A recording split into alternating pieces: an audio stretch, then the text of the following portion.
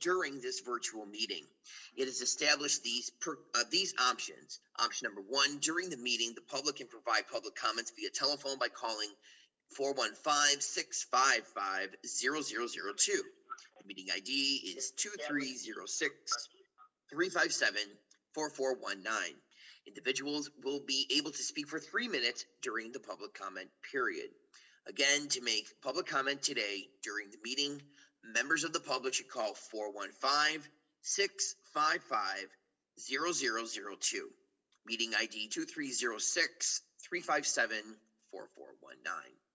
The second option allowed for public comment is to submit written comments prior to the meeting and mail them to PSTA. Option 3 allows the public to submit comments via email before or during the meeting. That email address is going to be publiccomments@psta.net. All right. Are there any members of the public on the phone who wish to speak? There are no public comments. Okay. All right.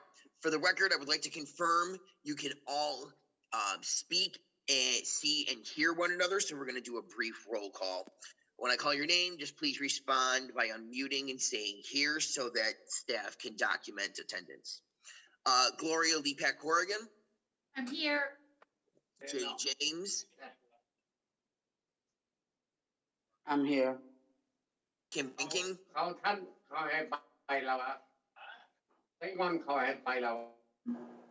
Somebody else is unmuted. Kim Rankin. I'm here. Okay. Teresa Dunphy. I'm here. Chelsea Anderson. Thank you. Chelsea Anderson. All right. Ed Klump. Well, I am dead. Roman Shirlubako. Shirlubako, I'm here. Thank you, Roman. Sebastian Zimbardo. Here. Mark Boyce. Yes, sir. Jenna Sierra. Here. Carla Correa. Bob Bowles. Yeah, I'm here. Thank you. Andrea Barron. Hi, everyone. I'm here. All right. And our new track replacement for Duncan, that's going to be Chelsea Schneider. Okay, she put it in the chat that she's here and raised her hand. Perfect. Are there any members attending whose name I did not call, except mine? Max Johnson, here. Okay. Also, we'll use this as a... Anderson just got here. Hi. Thank you. Also, we'll use this as a reminder to respond to the track quorum email that comes from Mary Ann within 48 hours of its reception. All right, let's go on to the track chairman's report. Good afternoon, track members and panelists. In the interest of time, I will briefly mention cover topics at the January PSTA meeting. The board heard presentations for a celebrated retiring bus operator, Oki O'Hara, no relation to me, and details on how PSTA represented the community in the Martin Luther King Jr. holiday parade in St. Petersburg. They approved a compensation increase for bread and heard updates on Sunrunner, waterborne transportation plans, and the Flamingo Fairs project. Now we'll move on to our Forward Pinellas report, and for that, we're going to bring in Gloria. Unmuted. Thanks. I just wanted to comment. There were actually 3 different Forward Pinellas meetings recently that members of TRAC are participants in. The CAC, the Citizens Advisory Committee, is the one that I'm actually reporting on, but I'm also on the Bicycle Pedestrian Committee, and today was the meeting of the LCB, the Local Coordinating Board. And in fact, Bob Bowles is a member of that, so I don't know if Bob has any quick comments from that.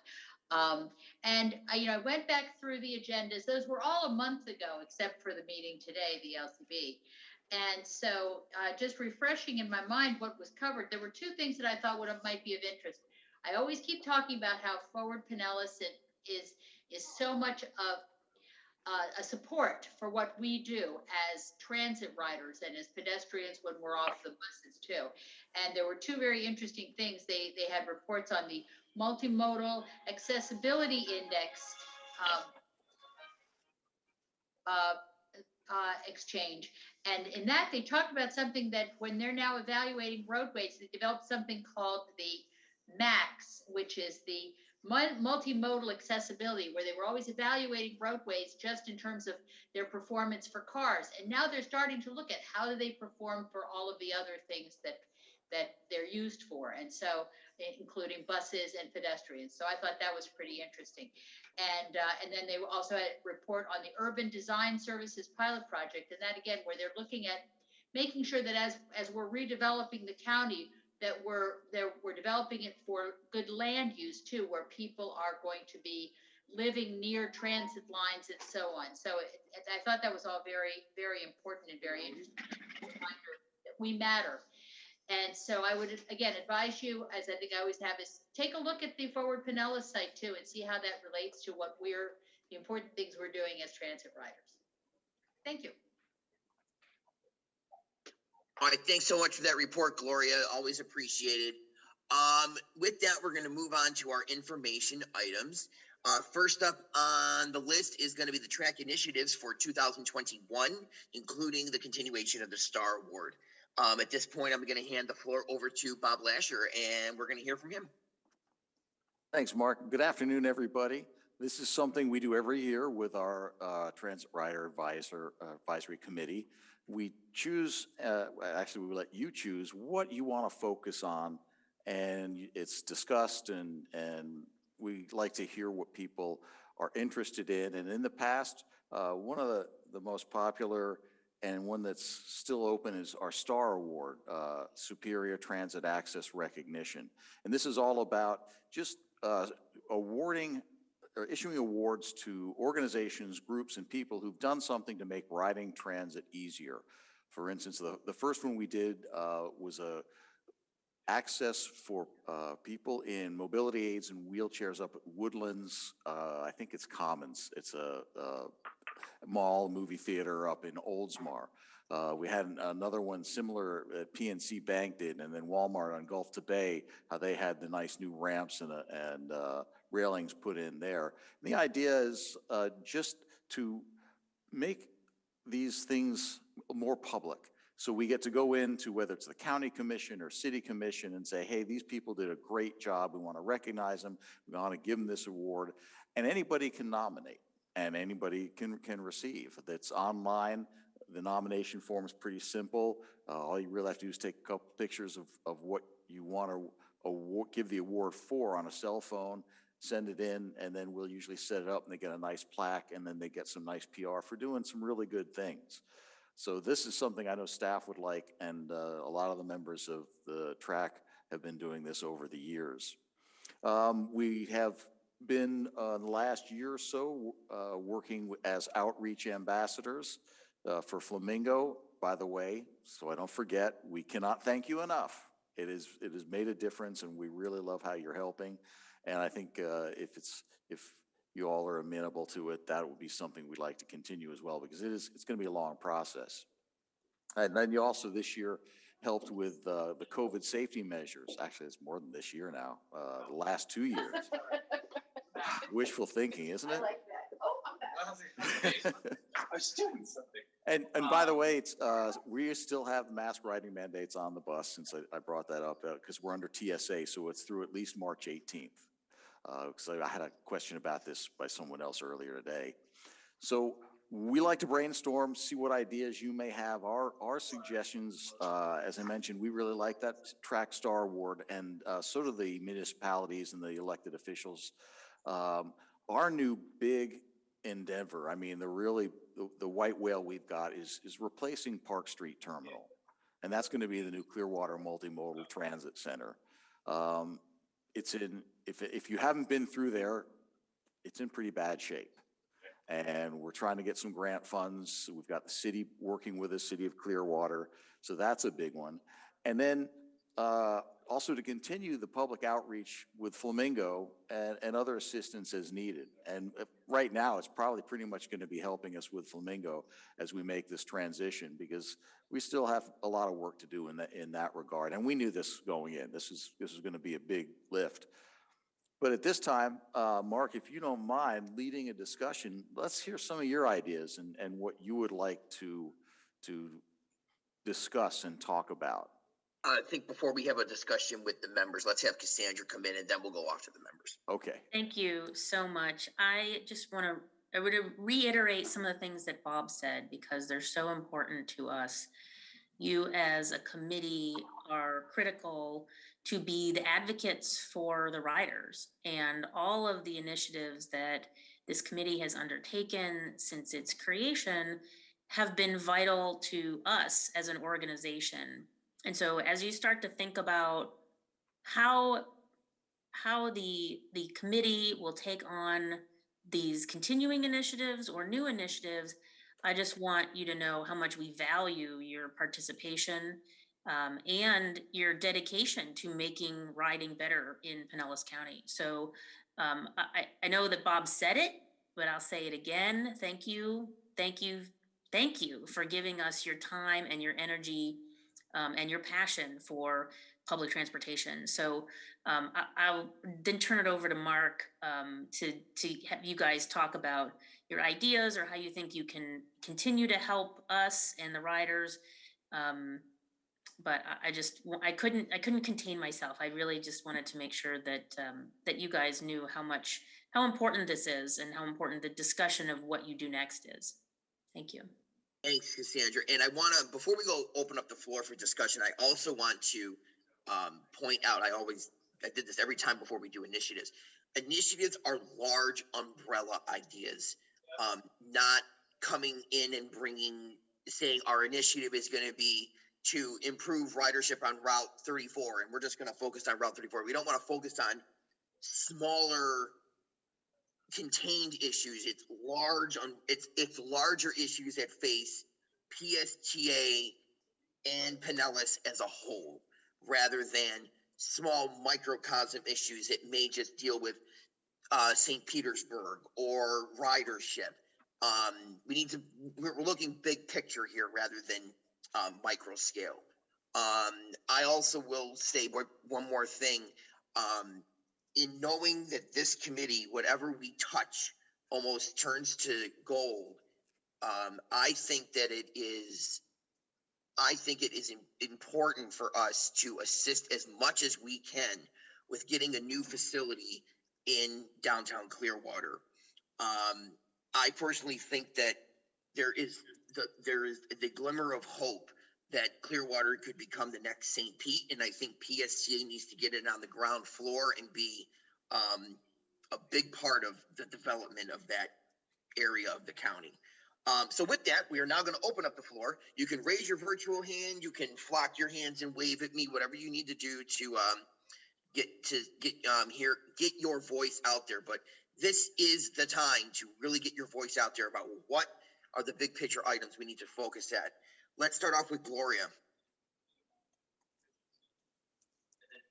You're muted, hon. Yeah, I just unmuted. No, when you were just talking about the big picture, I was thinking when you were talking about that, from the time we started doing the initiatives, what we were talking about was with the track star, it was about safety. It was all about rider safety, and that continues to be a big issue as we look at new plans. And then with the other one that we never, again, that is wrong word, I can't think of it, but we're forever looking at the whole issue of regional. The fact that we are totally constrained by our county. PSTA is our county, and so those to me continue to be big issues as well. Safety, continuing with the Track Star program, but whatever we can do relative to regional, getting around freely so that we're unencumbered in our travels, I think is very helpful. Thank you for that insight, Andrea. And we've also asked that if you're not speaking right now, please make sure that your device is muted. It would it assists with the smoother running of this discussion.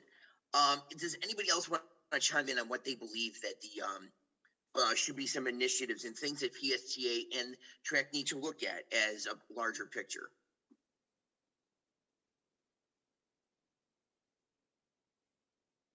Oh, everybody's so quiet today. I think some of the discussion, what Gloria was saying was, you only have so much time, right? And things that you can focus on. Continuing some of the ongoing initiatives is as important as picking something else, right?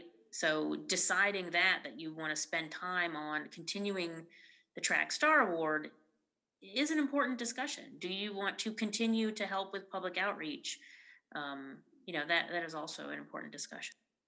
And I also believe that I've been a huge supporter of regionalism and trying to connect this county with Tampa as much as possible because, even now as we're coming out of COVID, people are going back across the bridge on a regular basis.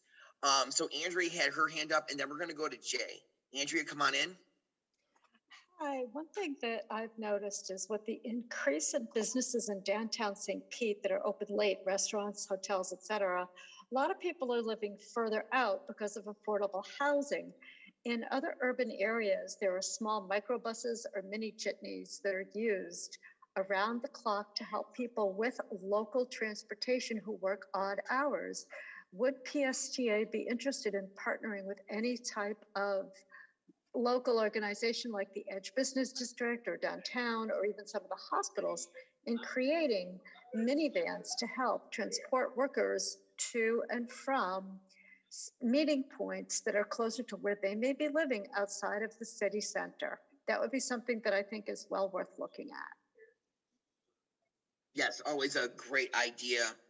I know that this was addressed in a little bit with our Uber plan that we had a couple years ago. I was a proud user of that program for many years. But it can always be expanded. It can always be looked at as another something else we can do. Jay, do you want to come in? Yes. I was going. Can you hear me? Okay. Yeah, we can hear you, Jay. You're fine. Okay. I was going to comment about see if we can increase later services.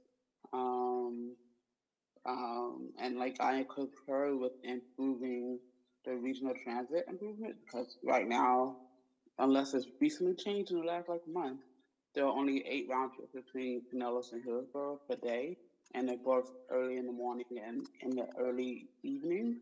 So it's not really feasible if you need to do any kind of trips that's not 8 to 5.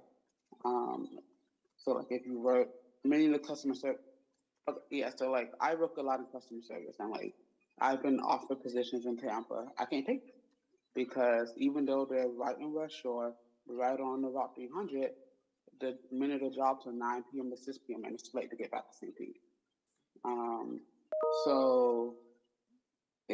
And as a part of that, increasing transit equity is something that I would like to be added to the list if a possible please. All right, thanks so much for that, Jay. And we all know that going over to Tampa is really important. Cassandra, do you have something to share about that? Yeah, I wanted to say I really like these ideas and they all fit with what we have as our long-term vision for PSTA. And so I'd like to offer maybe in the future we do a presentation about what is the vision for services and really the crux of the issue, right? And this is where we could use some of your help is we have all of these ideas that you have given us now and in the past that we would like to do, but this is really about funding it, right? So when we look at our priorities as an organization, we look at what we can currently fund in terms of the capital improvements and what we can fund in terms of operational improvements. And we're having a very robust discussion with the county right now about increasing transportation funding. And, you know, as Bob mentioned, our number one need right now is the Clearwater Transit Center. That is really like the canary in the coal mine, right? For us to look at increased transit funding, because as part of it, we are going to be asking the federal government for increased funding. We're asking the county for their help, their participation. We're talking to the city about their help and their participation, but all of it comes down to who is asking and who is fighting for this increased funding, right? So a lot of the things that you've mentioned about advocating for are in our plan, but that's not, but the hurdle, right? And this is where we get to Mark's statement about what's the big picture, right? Is the big nut that we've got to crack on those things is the funding. Always about the funding. We want to have all these extra bus lines and bus services, but you know, you got to have the equipment to go over the bridge and back. You have to have the drivers to go over the bridge and back. So, Andrea, did you have another question, or were you all set? Oh, I'm all set. Thank you. Okay, we'll just have you lower your hand then. Let's go to Maxwell, and then after Maxwell, we're going to talk to Sebastian and the other Mark. Maxwell, come on in. You're up. Okay, so related to someone else's comment, I'm in South St. Pete, and I mean south of downtown. On a Sunday night, the bus stops at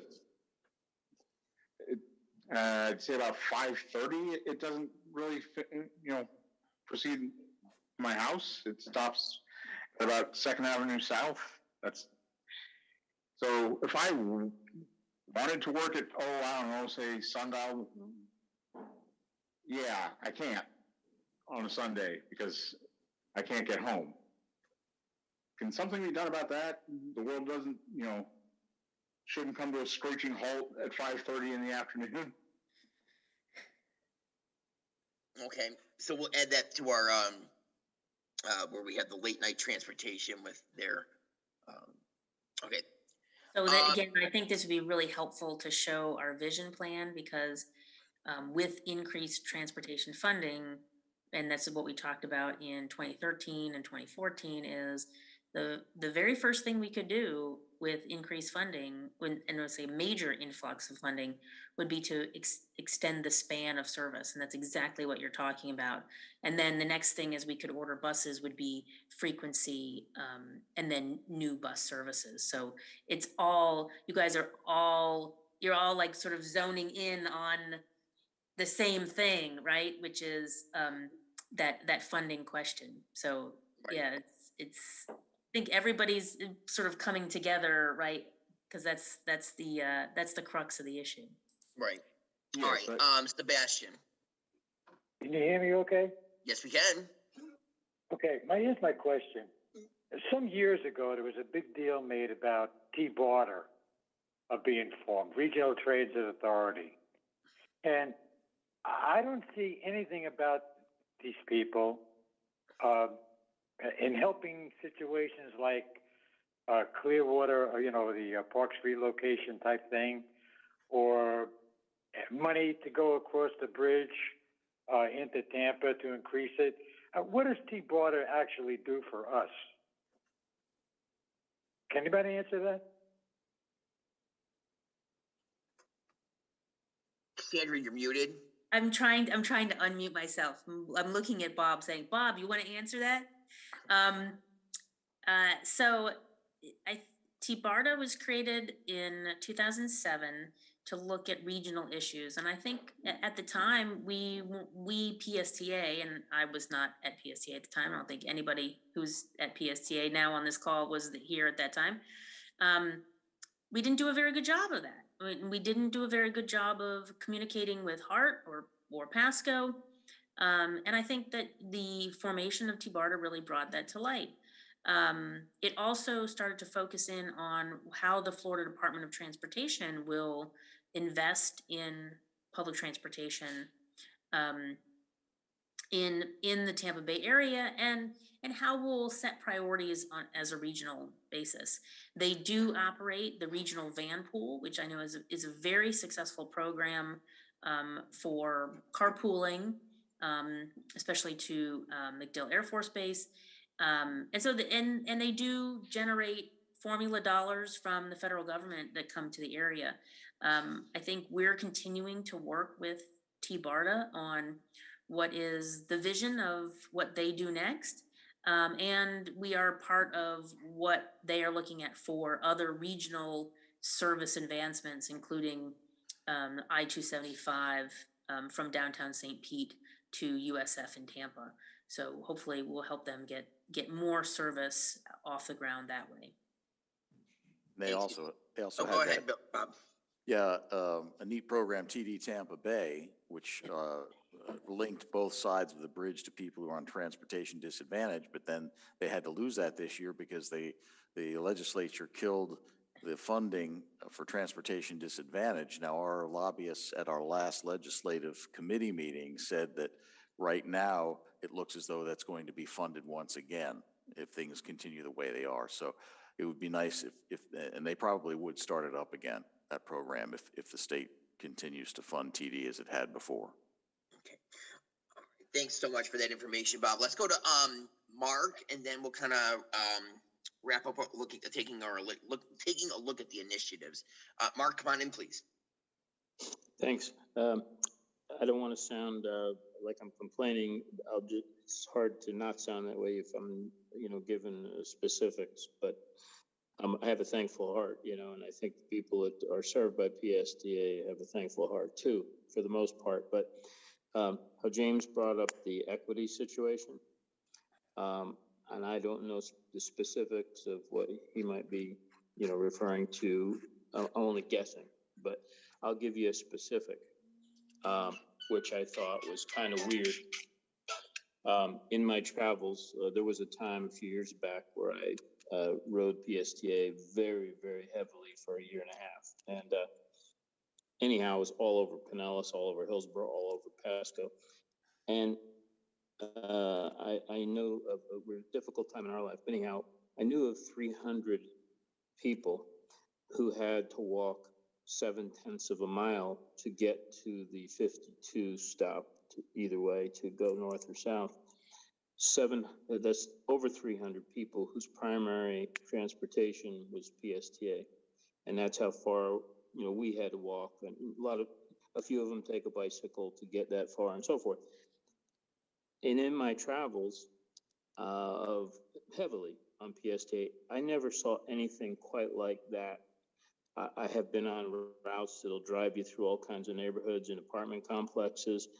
And the most amazing thing to me was a small bus type route that would take you from Old Tamar over to Tampa, to the north. I can't think of the name of it, but the north station over there, so you could get into the Tampa network.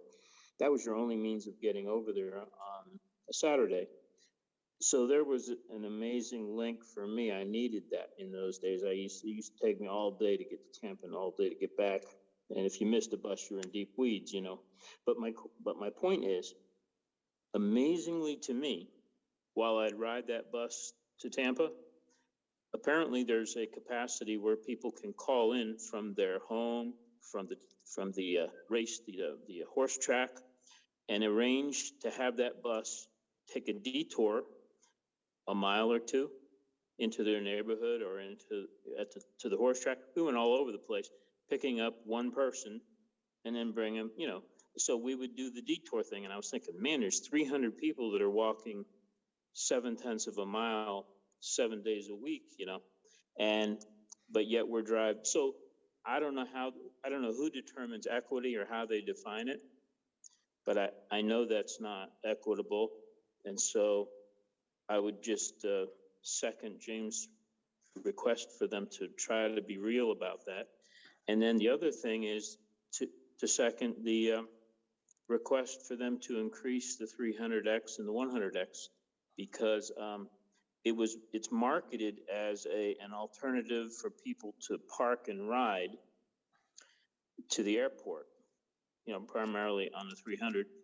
And I can tell you that's a pretty regular route that I ride. And I've seen a couple in a couple of years that have actually taken the bus to the airport. So that whole marketing scheme, maybe it was a grant, and so they had to sell it that way. But very few people are taking the bus from Largo to Tampa International, because you're not going to park your car at that place that has no security on Almerton. I can assure you, I had my bicycle stolen from there 3 months ago. It was locked up with 2 locks. So it's not the kind of place you'd leave your car if you're going out of town on an airplane. But anyhow, just that's probably a complaint sounding kind of thing. But in the real world, if they could market it some other way, like you can take the bus from Tampa to the beach, or you can take it to a game, like a hockey game or something like that. And most people that can afford a hockey game are probably not taking public transportation. But the point is, James is so right that there are so many people that rely on that Pinellas to Tampa run, and it's so sparse. And yet, I think they could extract the funds from a few routes that are not traveled that heavy and maybe market it different, and suddenly some people that don't ride would start trying it, because it's a really nice ride. So anyhow, that's me. Thank you. And I think what you were talking about over in Tampa was called Heart Flex. They had like a little cone, like if you live that long the route, they would come and get you. Cassandra, do you want to come in first, or do you want me to go to Jenna first? Well, I do want Jenna to talk, because I think she's always got some good ideas. It was PSDA, not Heart. Right, so I just, for Mark, that was our connector service in North County, and we were trying to cover a really large area, and we did have the deviated flex route. It's been a couple years, but we discontinued the deviation options, so now they're just fixed route services. Mm-hmm. Thanks, Cassandra. Okay, so let's talk to Jenna, and then we're gonna, because we do have guest speakers afterwards, so let's have Jenna, and then we're gonna move on to 5B on our list. Jenna, come on in, please. All right, so I really have been enjoying everyone talking about the cross-bay transit opportunities. I definitely think that's something we should expand on and consider funding that. And I hate to harp on it, but we all know how difficult it is to use transit from St. Pete to cross the bay.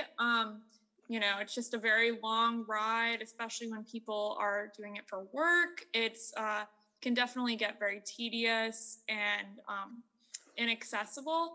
And I really like what Jason said about transit equity, and just going back to the late night transit ideas.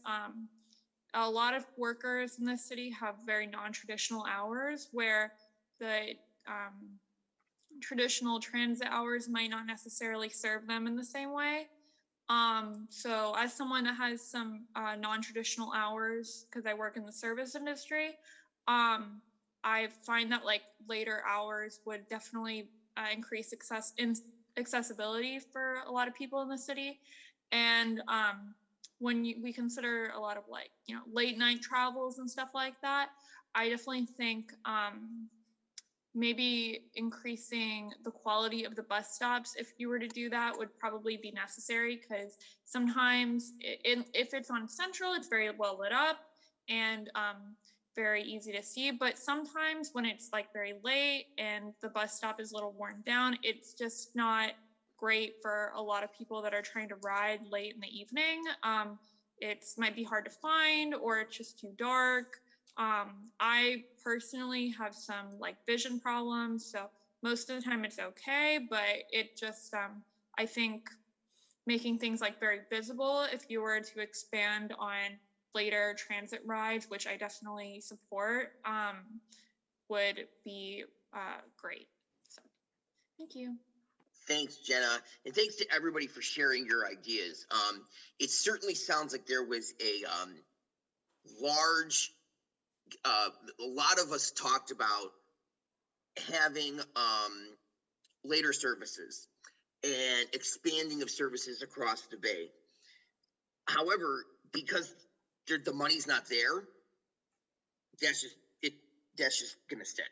So we have to look at a larger initiative that's something that we can actually participate in. And to get to all those extra services, it requires funding. So I think that our focus, I think what we need to do is work with the agency at this point and begin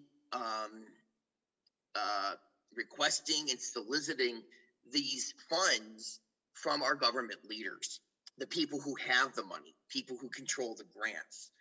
And I think what would be best is for us as the riders who are advocates, many people on this board who spoke today, and even those who didn't, are very good at getting their point across when necessary. And I think we need to harness those energies into contacting our government officials from the local level in Clearwater all the way up to the federal level in Washington, and advocating on behalf of the agency to get the funding.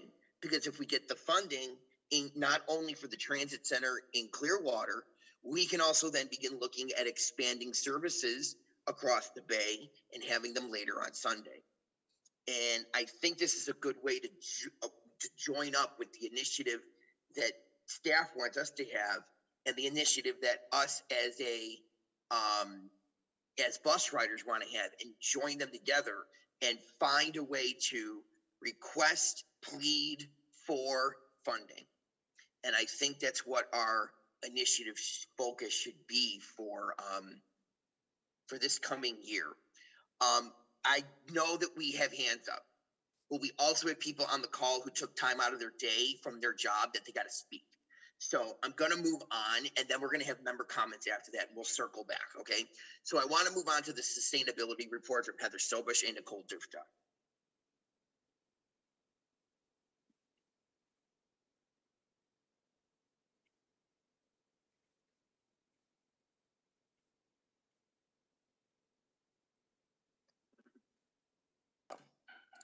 Okay, sorry about that. That was me, technical problems. And Bob, you can go ahead and, or I guess let me introduce myself. I'm Heather Stobush, the Director of Planning, and I'm joined today by Nicole Dufta. She will present later on in the PowerPoint. Okay, so last spring, we finalized what we call our Sustainable Strategic Plan, which is not just an environmental plan. It is the strategic plan for the entire agency and encompasses social, financial, and environmental strategies. It contains goals and projects that serve as short and medium-term lists for each of these three areas, and that's to ensure we maintain the health of our agency as well as capital projects that benefit our community, like transit center. It's also our strategy to ensure that the work we do is financially sustainable and contributes to the economic vitality of Pinellas County. So this is what we call the triple bottom line of sustainability. We can't be a fully sustainable agency without addressing all three areas: social issues like DEI, our contributions to our local economy, and the environment. And we call these three areas healthy communities and workforce, economic vitality, and environmental sustainability. The plan was developed with help from all the departments and divisions to ensure that we identified both near-term and aspirational goals and actions to implement projects. A reporting tool was developed to help track our environmental metrics. So the chapters in the plan, which is available on our website in the documents section, these triple bottom line areas. Each chapter includes goals and projects, a prioritization of projects, and an implementation roadmap identifying lead and support departments, time horizon, and cost. You can check out the full list of projects and goals at the end of the document in appendices A and B. I'll now summarize why each of these areas is important. Social sustainability means we're working toward a healthier community and workforce. A healthy workforce means our employees feel like they belong here at PSTA, feel prepared to do their job well, and have access to professional development and growth. We want to prioritize diversity, equity, and inclusion, and improve access to employee training and development. A physically healthy workforce also saves PSTA money on the insurance front and absences. So it's important for us to continue our employee wellness programs. And then our community benefits from increases in service, just like you all were just talking about, and access to programs and information about PSTA, as well as from our efforts to improve safety, security, and resilience. Economic vitality is where we look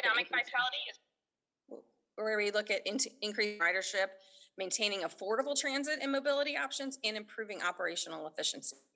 Environmental sustainability focuses on resource conservation of energy, water, and waste, and on reducing greenhouse gas emissions. This triple bottom line works together to make PSTA a welcoming, efficient, financially stable, and environmentally friendly transit agency. Next slide, please. Oh, sorry, 2 more slides. I forgot to say next slide. Okay, so with the national spotlight on diversity, equity, and inclusion, that really spurred us into action. And so we have a lot of DEI initiatives over in last year and moving into this year. We want to have these initiatives so we create an agency and workforce where all employees feel like they're included and feel safe bringing their full self to work. Here are just a few examples of the efforts from last year. We launched a DEI council and a DEI mission statement and guiding principles that define what DEI is to PSTA. For example, we formed programs like employee resource groups, evolved our recruiting practices to ensure a diverse candidate pool, and established metrics on which we aim to improve. Goal setting for this current year required all of us employees at PSTA to have EI goals on our performance scorecards, as well as goals advancing sustainability. It's important for us to reflect our commitment to DEI externally as well. We've signed equity commitments nationally through the industry agency, and then locally with the Pinellas Race Equity Leadership Council. We also support minority-owned businesses with a program where we not only met our goal, but we actually exceeded it. Next slide. Next slide. Oh, sorry. Wait, no. Oh, sorry about that. Healthy communities and workforce also includes community engagement, customer service, and workforce training. And for us to get our community, for us to support our community, we want to make sure we're doing just what the community needs and interacts in such a way that we can help them. Highlights include Reach St. Pete Partnership and Pinellas County Schools UPass. And then in the workforce training and wellness, we implemented LinkedIn Learning and we conducted numerous wellness challenges. Highlights in the customer service area included implementation of fare capping and the addition of third-party translation services. Next slide. Economic vitality projects that we completed include advances in accessibility and premium transit service like our BRT. And then for longer term sustainability, we continue to think about the next level of the new mobility area and looking at how we serve our community with things like on-demand rideshare programs and our autonomous vehicle, AVA. We also want to look at the customer service experience and implement not only service improvements, but capital projects that aim to improve the experience for riders. An example of this is the completion of the Skyway Marina District Shelter Match Partnership. So if you go out to the Skyway Marina District, there's 12 new shelters all out there now. And then from a financial side, the city paid half of the shelters and PSTA paid for the other half. And then I mentioned, of course, the Clearwater Transit Center, which is our #1 initiative for this year. Next slide. Strides were also made in our environmental efforts. We continue to transition our fleet to more electric vehicles, which will help improve our greenhouse gas emissions. And then we also look to reduce energy, water, and waste. Some of the are converting our LEDs and then also our lights to LEDs, and then also working to bring solar to PSTA, which I believe you're hearing about next. I will now hand it over to Nicole, who can talk through some of the data trends we've seen. Thanks, Heather. Hi, everyone. Nicole Dufa, a project planner in the planning department. Bob, next slide, please. So as Heather repeatedly described, being sustainable in all areas of our agency, in the community we serve, internally with our workforce and workplace, financially, as well as environmentally. It is important for us at PSTA in the transit industry to be sustainable. And so one of the ways that we are accountable to that is through our Apta sustainability commitment. And so you can see here on the screen, this is the commitment levels start at bronze. We are currently at silver and we are striving for gold. And so that was one of our goals in developing this sustainable strategic plan, is to continue advancing our progress towards being a more environmentally sustainable and just generally sustainable transit agency. So we strive to meet a set of requirements, whether that is completing a lot of the action items and projects that Heather was talking about, or reaching, reducing, or meeting our environmental indicators, which you can see here includes energy use, water, waste and recycling, greenhouse gas emissions, and so on. And so we are trying to make our way toward our gold level Apta sustainability commitment. And we believe that we, after this year, should be able to apply for that gold level commitment. So next slide, please.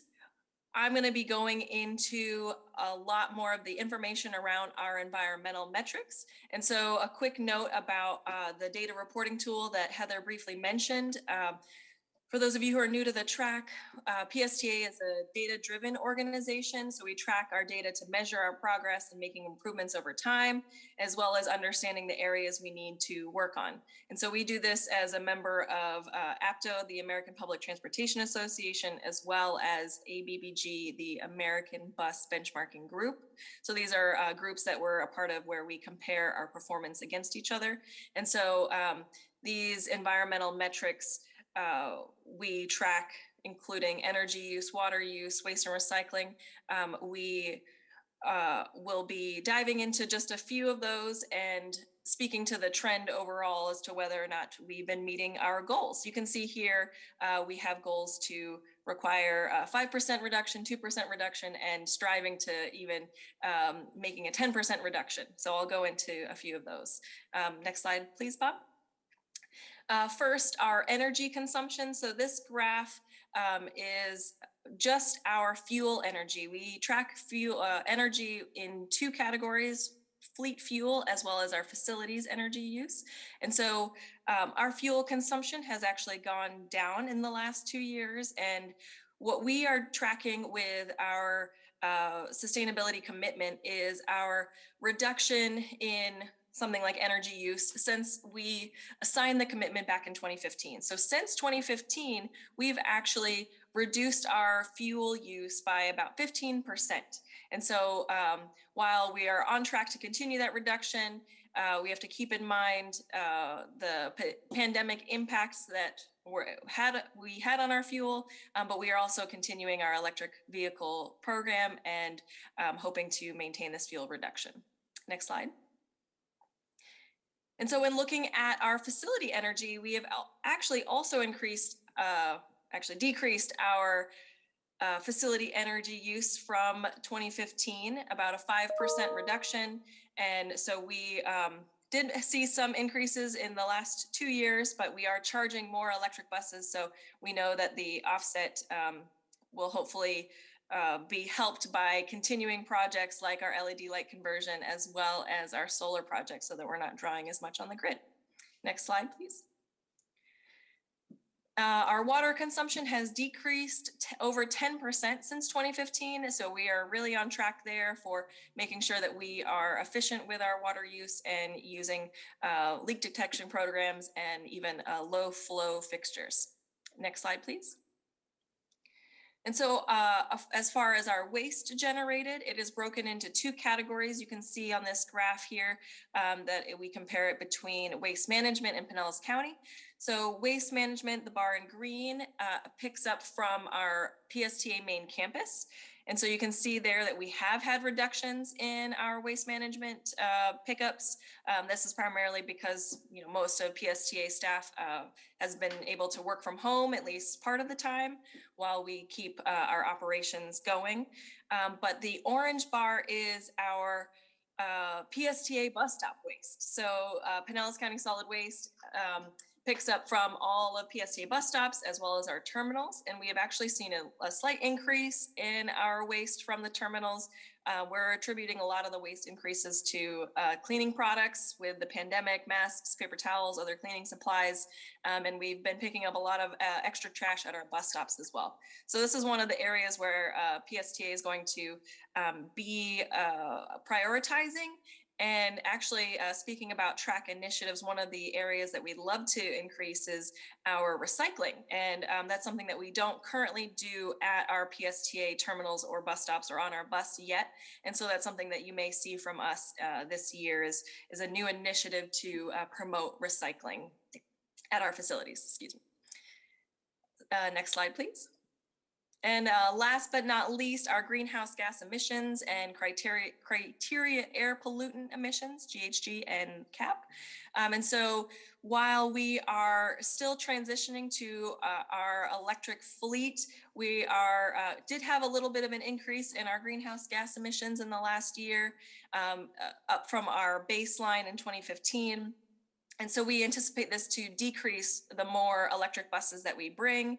And it's even more important that we utilize alternative energy sources like solar energy to continue decreasing our charging and draw on our energy use for those buses. Next slide, please. And finally, some of our next steps. So that was just a quick update on the environmental metrics in PSTA's performance. And so we will be evaluating this coming year, fiscal year 2022 and 2023, to ensure that our priorities haven't changed, updating any goals to make sure we're on track for realistic achievements. And per those metrics that I shared with you, we should also be able to apply for gold for the Apta sustainability commitment this year too. And so as we return to the office, like I shared with you, recycling is going to be one of our major initiatives, both internally as well as externally, reducing our waste and improving other environmental metrics, as well as strengthening our diversity, equity, and inclusion commitment and moving our projects forward. And that is all. Thanks, everyone. Thank you both Heather and Nicole for that presentation. It's always nice to know about how PSGA is helping the environment. Okay, do we have any, let's go on to our solar project. Good segue there. Mr. BJ Gavin is here to speak with us today. Thanks, Mark. I'm excited to get in front of TRAC here today. Success for PSTA starts with our riders, and this is the committee where we PSTA get to begin that journey with our rider representatives. I want to bring you in on a conversation we've been having about the future of PSTA. Every 2 minutes, the energy reaching the Earth from the sun is equivalent to the whole annual usage of humanity. All the energy, all the cars, everything moving, all the lighting, all the air conditioning of the world in 1 year is equivalent to 2 minutes of sun. Does that change how you think about energy? Maybe you don't believe you think about energy, but I bet you think about money. And once a month, when that power bill arrives, that's where the two intersect. So the same thing happens here at PSTA, except we have people that think about energy a lot. We have our planning department, project management office, which I'm a part of, operations and maintenance, and of course the executive office. So I'm going to share with you how PSTA is going to stop paying for power, all while reducing carbon emissions, boosting PSTA's resiliency, and bolstering infrastructure serving the people of Pinellas County. How together, with the board leading the way and with the support of you, our Transit Rider Advisory Committee, PSTA can embark on a future of sustainable energy. Slide. So in Heather and Nicole's presentation, they mentioned the Sustainable Strategic Plan. And last year, January, the PSTA board adopted this plan. And in that plan, we laid out the secret of our strategy. Slide. Solar photovoltaic panels. Slide. What we didn't lay out was our goal of 100% renewable energy. Reduce energy costs, reduce carbon emissions, increase resiliency. So what does this do for PSTA? Capturing solar energy allows us to reduce our energy costs. By using solar to power our buildings, we can reduce our energy bill down to zero. Now, there's another piece here that I have not mentioned yet. What about the buses? What about the energy to power our buses? So this presentation is not about buses, but of course, everything we do comes back to serving the people of Pinellas County, and we do that primarily through our bus service. So in December of last year, the board approved the purchase of 60 e-buses. Those are going to arrive over the next 5 years, and by 2028, PSTA will be operating 68 total e-buses, taking into account what we've got now and what we've got on order. So 68, that's an important number because these e-buses run on batteries, which get plugged in at our campus. So with solar here at PSTA, we could generate 100% of the renewable energy to charge those buses. We are working closely with operations and maintenance to plan a solar PV system to match energy forecasts as we increase our electric fleet. As our e-bus fleet increases, we believe in having a solar array that can supply the energy needs for all of those buses. So buses are the biggest part of reducing carbon emissions for PSTA. A solar array can supply all the energy needs of PSTA's campus and all of our e-buses. Increasing resiliency is the third benefit of this solar array. During normal operations, our plan would be to allow PSTA to be self-sustaining. But in the event of a natural disaster, a fully implemented solar PV array would allow us to island our facility, serving as our own microgrid. So how do we get there? This all starts with capturing the energy, storing the energy, and using the energy. And who knows more about that than Duke Energy? Past partnerships with Duke include depot chargers that power our current e-buses. We've got 2 fast DC chargers out in the PSTA lot for parking for our staff and guests with electrical vehicles. We've also got wireless induction chargers for our en-route charging. PSTA is currently exploring a continued partnership as the agency looks to this 100% renewable energy future. So what will this look like? Slide. Here you'll see our 36-acre campus, and this is a view from, or an aerial view. This graphic includes solar panels here in blue. What we're focusing on are 3 key areas. Slide. So it looks like it skipped over some slides. So yeah, go ahead and stay right there, Bob. Thank you. So the first area that we're looking at is our administrations and operations and maintenance building. That's here outlined in the pink. It's got the pink outline in that. So that would be a solar panel roof installation.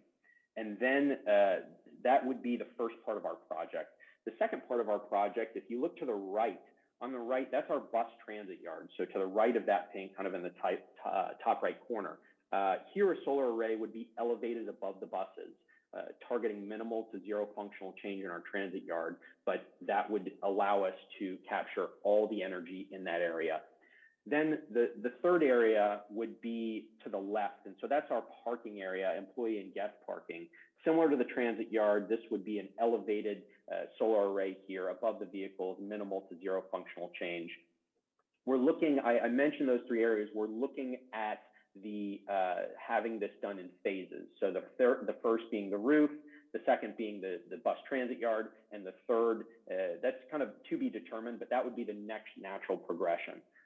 So we are very excited with the discussions we've had with Duke, in which we've shared this vision.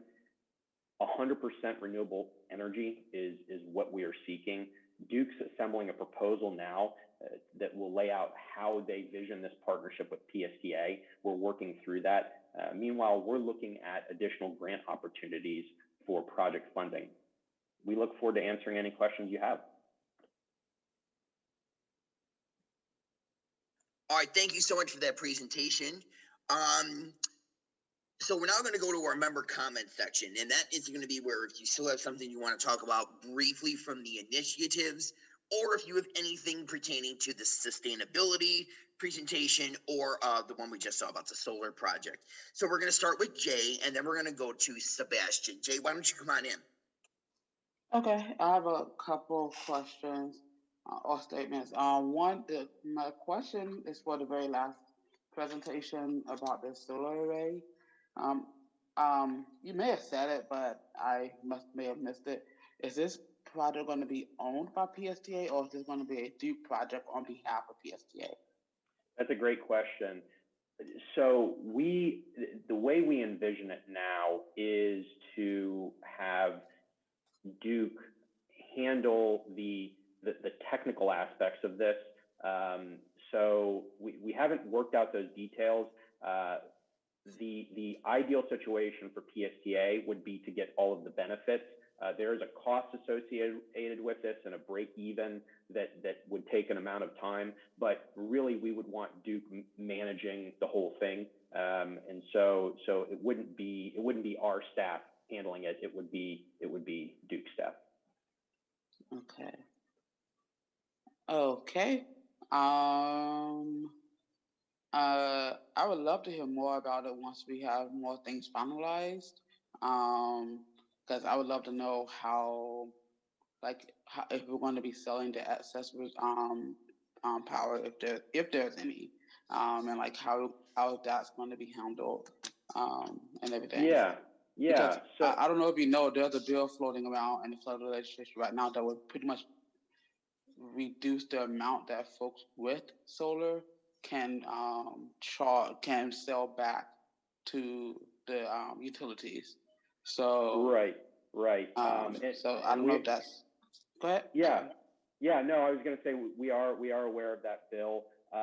In looking at that, and we're talking with our legislative liaisons, but we believe that that's residential only. There is a 2 megawatt cap that we're aware of. We don't see ourselves selling back. This isn't really a money-making proposition for us. There could be a little bit of overflow, but really it's more powering our facility. We don't think that we'll have that much excess. So we're more looking at just sustaining as we acquire more e-buses. So like I said, by 2028, looking at having 68, eventually the direction for PSTA, the long-term plan is, and this is, I think, like maybe 50 years, 25 to 50 years, having all of our buses be e-buses. So that's a long way in the future, but this is the start of that.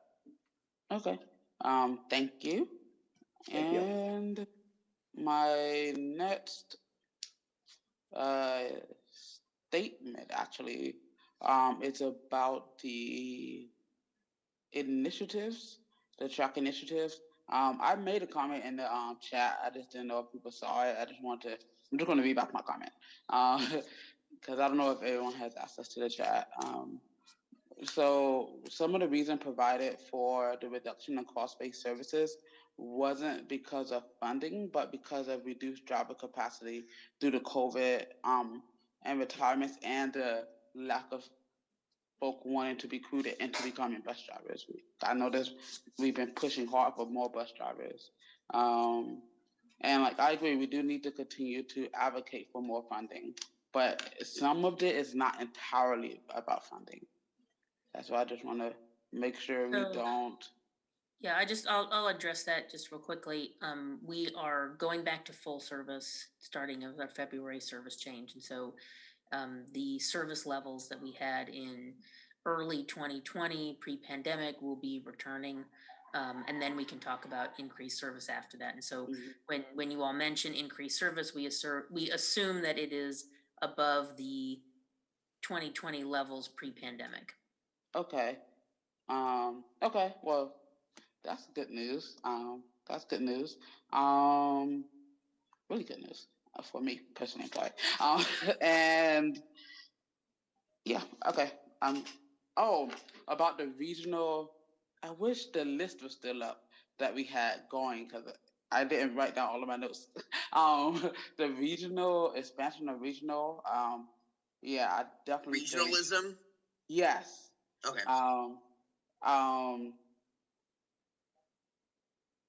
I don't know if y'all know, but I am a huge transit fan. So, like, I would love for us to have all the money in the world, do all the transit that we need to have. We really need to have here in the Tampa Bay area, and like, it's like the lack of regional integration is a big issue to me, to a lot of folks. And I would love for, not necessarily for us to become one agency because, sorry, Tampa be dominant. And I'm sorry, but I've seen how that works before in other things.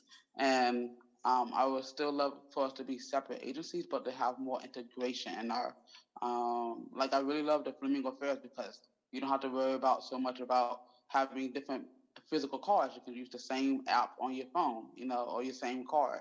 So I would love for more integration in that aspect, as well as us coming together with Hart and I forget the name of the bus agency in Polk, not Polk. What's the one above us? Pasco. To create a more integrated regional service. Especially, we have a rail lines that are lightly used, and like I honestly think regional rail could be a thing. I know we want light rail. Believe me, I want light rail, but regional rail, we have some of the infrastructure already here, and I know the CSX line, the Pinellas, is lightly used because I live next to it, and I hear one train every 2 days. So, like, that is a real option. Like, if we can, you know, get the funding from the federal government and the state, because, like, Orlando has it, and I'm sorry, we have 500,000 more people in the region than Orlando, but yeah, we don't have regional rail. Or, like, if you look at comparable regional areas like Minneapolis, we're roughly the same size as Minneapolis, yet we spend around 50 to 60% as much as them on public transit. So I think, you know, I'm all in on advocating for more transit funds as well. That's what I'm saying. Preach.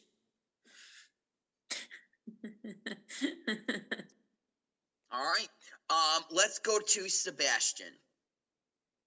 Okay. Someone, I believe her name was Sandra, brought up the problem with people getting home that are in the service industry. I know that we have a program called TD Late Shift, and I have introduced that program to many, many people who work in the service industry to get off work after 9 o'clock at night. I've never used it because I'm not in the service industry, but I understand it is available to them between the hours of 9 p.m. and 12 in the morning. It's a minimal cost for them. And what they're able to do is take an Uber home, and PSTA basically picks up the tab. Am I right on that, Bob?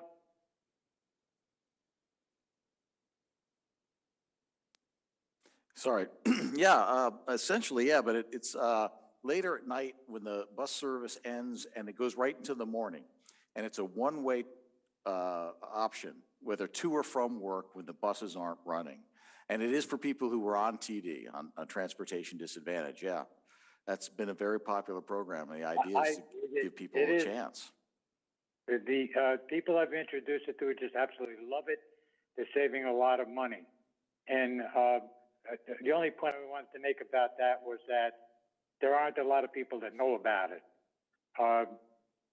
except from people like me, you know, who take an interest in it. The second thing was we're talking about Direct Connect. A Direct Connect is another way to help PSTA keep from running buses through neighborhoods late at night where they might only have 1 or 2 or 3 passengers.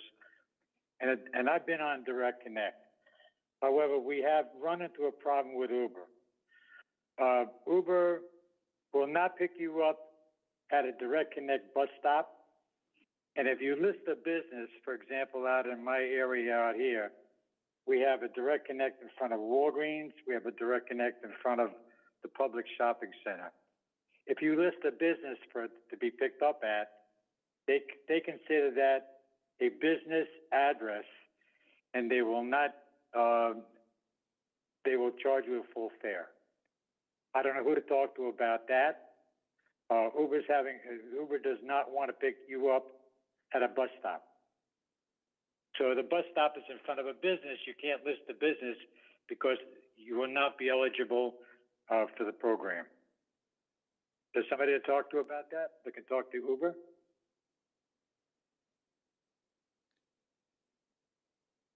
Yeah, we do. But I'm thinking, Sebastian, can I impose upon you to put that into an email and send it to me and Mary Ann so we can forward it to the different parties who will be involved with that? Okay. I hope I made my point clear. Yeah. On that. Okay, I will do that. Third Thank thing, you. you talked about the increased bus service to Tampa. I know it's a problem, and they were talking about the 300X going to the airport. Not many people use it. But the problem is I see there is that we don't run that bus out to the beach. Snowbirds are on vacation. They don't care how much money they spend. But if they had a bus that was available, 59 to the park and ride, then having to transfer, they're not very familiar with that, and they don't care about that. So I'm sure that you've investigated the possibility of running that bus out to the beach. I don't know whatever came of it, but that would be one way of increasing that, the amount of people that ride that bus. Yes, it's all, I'm so excited that I will ask Mary Ann to put on our next agenda for us to present to you our long-term vision and all of the services that we have thought about, including what we call the Beach to Airport Express, which would be like an express service along Gulf to Bay from the airport to the beaches. So that is something that we have thought about, something that we've priced out, something that we applied for funds from the Florida Department of Transportation, and we didn't have the money to match with local dollars. So all good ideas, and yeah, we can definitely talk more about that. Thank you. All right, thanks so much, Sebastian. Let's go to Bob, and then after Bob, we're going to talk to Mark.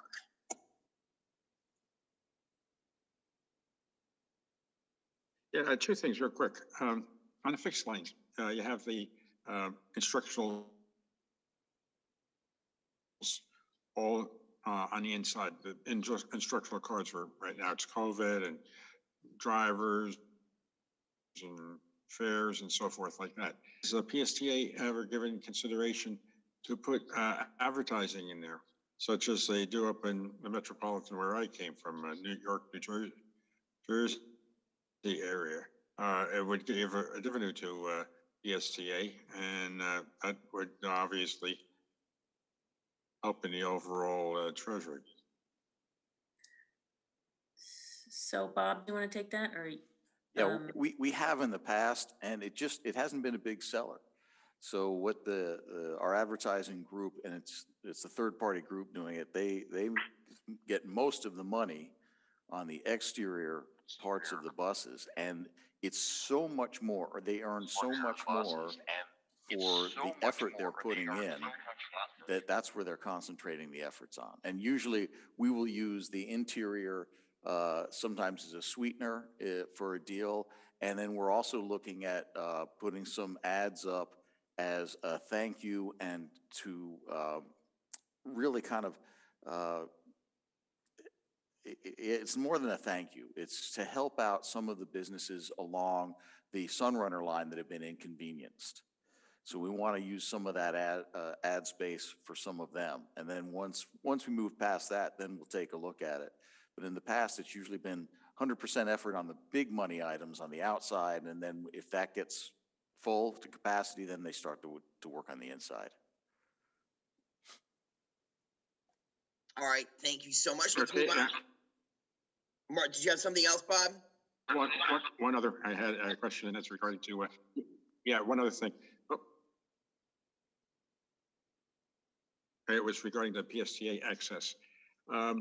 Ran into a situation where I wanted to get a ride later on in the evening. Obviously, the bus line that I was choosing was the 59, which always runs late, and the pickup point had a bus line that was running late too. Now, this was a reservation for, let's say, 10 days in advance. On a Saturday, when I went to book it, they said, well, there's no slots available. And I couldn't say, well, slots? I mean, this is like 2 weeks of it. How is that done scheduling wise as far as PST particular day? that could be filled, even though the bus line is still running later than it? I didn't think there was anything along those lines. I will definitely send that to our mobility department. It just doesn't sound right to me. I'm glad you brought it up to us. Yes, because this has happened more. This has happened more than once where I called to get it right now. I understand. Sorry about that. I'm having audio problems, so I've got the two things going at the same time. More than once when I called for a ride. Now I could see if you're just doing a day or two before, obviously they might not have drivers and so forth available. So they say there's nothing available. But I mean, this was like almost 2 weeks or 10 days in advance, and they said there's no slots. So I will send something to you regarding that. Would be great. Thank you. Okay, let's have Mark come in. I was just curious. I hear a lot of people concerned about the service industry and not having the late bus runs, but I don't know if it's an official policy, so I don't want to get stir up any trouble. But it was a wonderful thing that we discovered years ago, that from say Clearwater Beach or out in St. Pete Beach, at the end of the day, when it's the last bus run, they would allow you to jump on the deadhead, and they drop you off anywhere on their way back to the shop. And that really saved a lot of people. I don't know if it's, I'm not sure, I don't know if it's an official policy or if maybe it's not, if it's prohibited, actually officially prohibited or whatever. But if people knew about that and we would make it legitimate, people wouldn't, drivers wouldn't get trouble or whatever. But if you can jump on a deadhead, you can get home very late.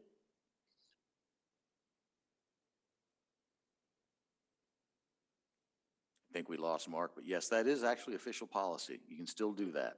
We ask our drivers if people are at a stop when they're coming back to the garage, pick them up if they're along the route. Actually, Mark, you're the first one I've known. I know people have done it, but you're the first person I've spoken to who's actually done it. It's fabulous. This is one of my favorite rides. That's good to know. I didn't know that. I've done it before, but I didn't know. I thought the bus driver was just being nice. I didn't know it was like official policy. Okay. So we do have one more item on our agenda, and that's other business. Is there any other business to discuss? Bob, I think you wanted to say something here. Yeah, I've a few things. We are hoping to lead off our new push for funding and publicizing the fact that we really need to replace Clearwater with the TRAC. And we wanted to see what you thought, and we'll probably get some emails, do some emailing about this as well, about having our next TRAC meeting actually meeting at Park Street Terminal.